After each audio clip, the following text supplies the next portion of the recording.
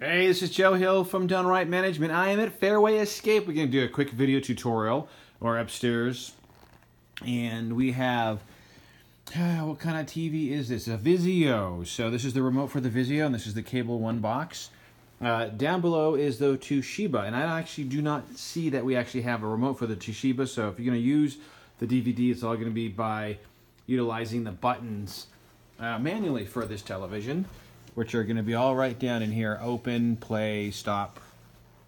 And so just to do a quick highlight on the remote, up on the top here is the input button. So this is going to allow you to get through the different devices. And so when you click on it,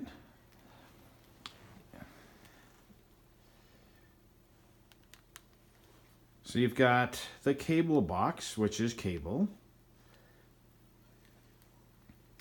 Then when you go to the input and you go down to DVD,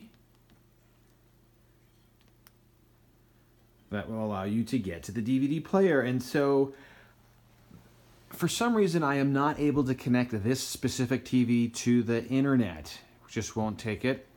I don't know if we're just too far away. So this is technically a smart TV. So when you click on this center part right in here, it brings you to the home section.